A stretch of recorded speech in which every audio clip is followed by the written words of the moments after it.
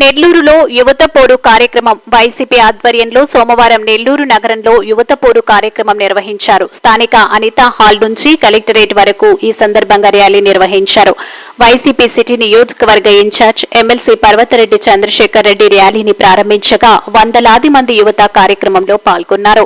యువజన విభాగం అధ్యక్షుడు ఊటుకూరు నాగార్జున జి కిషన్లు ప్రభుత్వ వైఫల్యాలను ఎండగట్టారు. ఎన్నికల హామీలను చంద్రబాబు నాయుడు తుంగలో తొక్కారని ధ్వజమెత్తారు.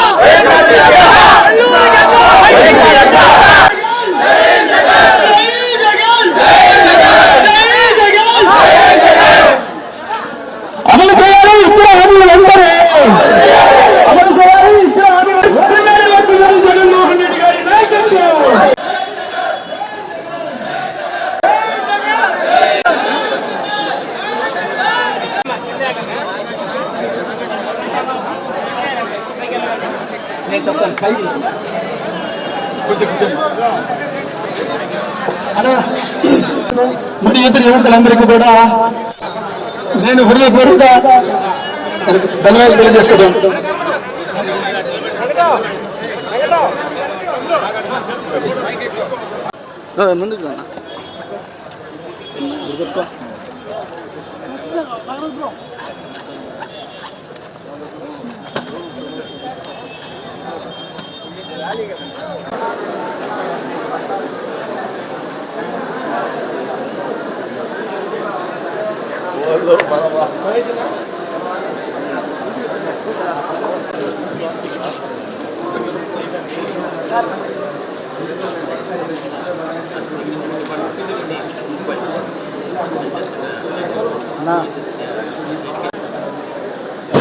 శ్రీ పర్వతరెడ్డి చంద్రశేఖర్ రెడ్డి గారి పూర్తి సహాయ సహకారాలతో ఈరోజు యువత పోరు అనే కార్యక్రమాన్ని జిల్లాలో ఉన్న యావత్ యువత అందరితో కలిసి విజయవంతం చేయడం జరిగింది.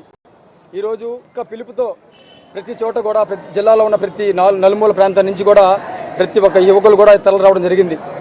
అంత వేల మంది యువకులు భారీ ఎత్తున తరలి వస్తున్నారంటేనే ప్రభుత్వం పట్ల ఎంత వ్యతిరేకత ఉందో, జగన్మోహన్ రెడ్డి గారి మీద ఎంత నమ్మకాన్ని కూడగట్టుకున్నారని ఈ విషయాన్ని బట్టి మీకు తెలియజేస్తా ఉన్నా.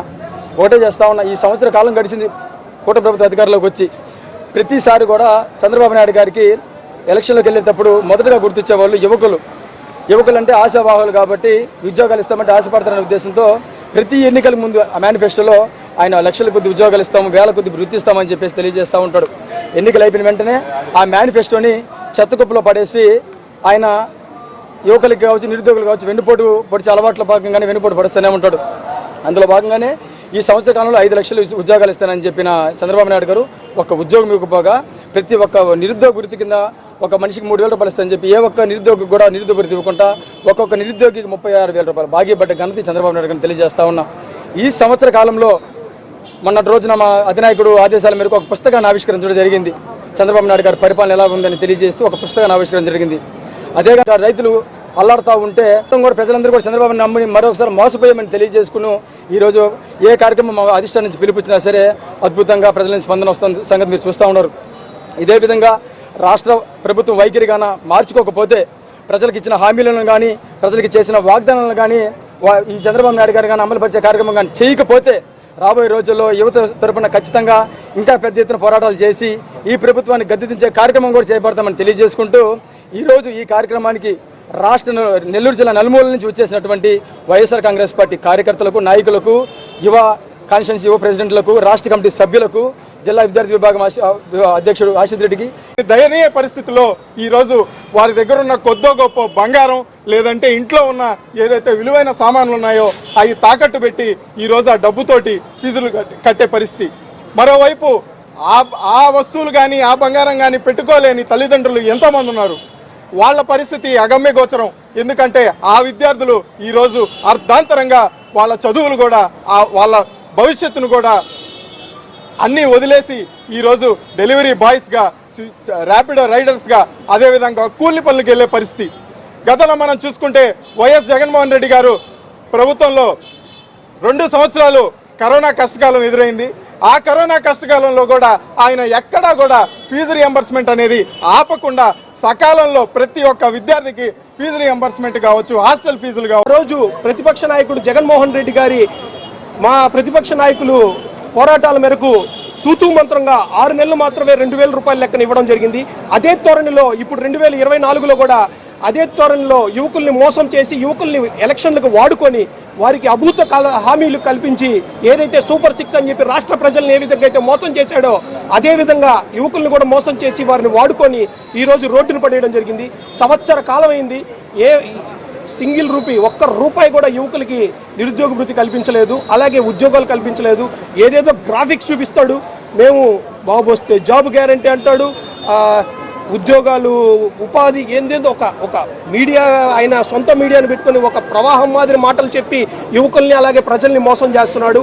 ఈరోజు మీరిచ్చే నిరుద్యోగ వృత్తి 20 లక్షల మంది నిరుద్యోగులు ఆంధ్ర రాష్ట్రంలో ఉన్నారని చెప్పి తెలియజేసుకుంటున్నాను. ఒక్కొక్కరికి 3,000 రూపాయలు చొప్పున ఒక్కొక్కరికి 36,000 రూపాయలు మీరు బాకీ పడ్డారు. సంవత్సరానికి 7,200 కోట్లు మీరు ఈ బాకీ పడ్డారని చెప్పని మీ అందరికీ తెలియజేసుకుంటున్నాను. ఒక్క నిరుద్యోగులకే మీరు ఇంత బాకీ పడ్డారు.